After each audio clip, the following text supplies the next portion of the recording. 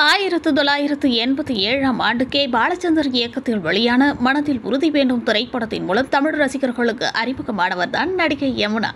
ஆந்திராவை பூர்வீகமாக கொண்ட இவர் ஏறத்தாழ 50க்கும் மேற்பட்ட திரைப்படங்களில் நடித்துள்ளார். இவரது இயற்பெயர் பிரேமா என்பதும் குறிப்பிடத்தக்கது. திரைப்படத்திற்காக இவரது பெயரை யமுனா என இயக்குனர் கே. பாலச்சந்தர் மாற்றினார். தமிழில் அறிமுகமாகி இருந்தாலும் தெலுங்கு மற்றும் கன்னட மொழியில் யமுனா அதிகமாக நடித்தார். கன்னடத்தில் சிவராஜ்குமார் உள்ளிட்ட முன்னணி கதாநாயகர்களுடன் இணைந்து நடித்த பெருமை யமுனாவிற்கு இருக்கிறது. இந்நிலையில் கடந்த 2011ஆம் ஆண்டு பெங்களூருவில் அமைந்துள்ள பிரபல நட்சத்திர விடுதியில் பாலியல் தொழிலில் ஈடுபட்ட கும்பலுடன் சேர்ந்து நடிகை யமுனாவும் கைது செய்யப்பட்டார் என்ற தகவல் பரவியது.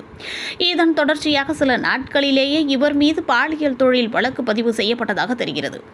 இச்சம்பவம் யமுனாவின் சினிமா வாழ்க்கையை கடுமையாக பாதித்தது. சமீபத்திய நேர்காணல் ஒன்றில் கலந்து கொண்ட நடிகை யமுனா தன் மீது பதிவு செய்யப்பட்ட வழக்கு பொய்யானது என்றும் இந்த குற்றச்சாட்டுகள் அனைத்தும் போலியானது என்ற காரணத்தினால் நீதிமன்றம் தன்னை விடுதலை செய்ததாகவும் தெரிவித்துள்ளார் யமுனா. மேலும் சம்பவம் நடந்த அன்று அந்த நட்சத்திர விடுதிக்கு தாம் செல்லவில்லை என்றும் யமுனா கூறியிருந்தார். இந்த பிரச்சனையின் விளைவாக தற்கொலை செய்து கொள்ளும் எண்ணம் இருந்ததாகவும் நடிகை யமுனா குறிப்பிட்டுள்ளார்.